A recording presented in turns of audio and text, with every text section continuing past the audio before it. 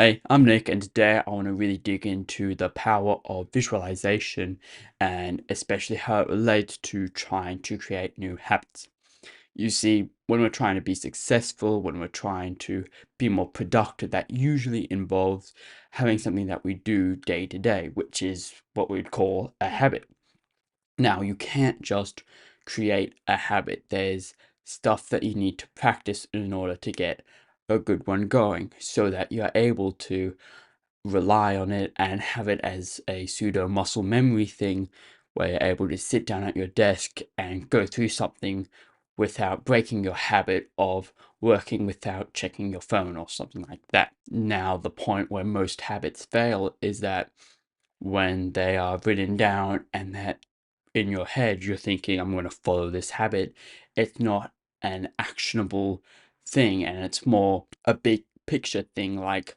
today I'm not going to get distracted, today I'm going to be active. And so not only do we of course need to be able to reflect and find some new tips on how to improve our habits regularly, we also need to have them properly defined. And one of the best ways to do both of those things is to build the habit of visualization. Now, it may seem pretty dreamy to talk about visualizing something instead of actually doing it and focusing more about what's going on in your head,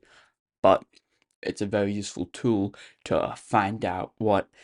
actually involves the habit that you're trying to figure out. And if being more active when you think about it involves you going for a run or going to the gym, and that is the actual goal that we need to be working towards. But of course, if you've actually got a habit you know is an actionable step and not just something that is in general, then visualizing it can reinforce it into your subconscious and make you think about, this is what I should look like while I'm carrying out this habit. And so the next time you sit down to do it, your subconscious brain already kind of knows what's meant to be doing, and the muscle memory of having a habit takes over, and it's much easier to do. Another useful part of visualizing is also visualizing how you would falter on that habit. And what I mean by that isn't about just thinking of you breaking that habit, but it's more so about what your reaction to breaking that habit would be, especially with a simple habit like making sure that you're not checking your phone, visualizing yourself picking up your phone, and then thinking about what is your next step to doing that. Now, it's going to sound pretty obvious, you put it down, but just thinking about that promotes it in your brain that the next time you've picked up your phone and gotten distracted, your brain automatically thinks, I should put it down. And so that reinforcement and that actual practice and doing the actual motion just further and further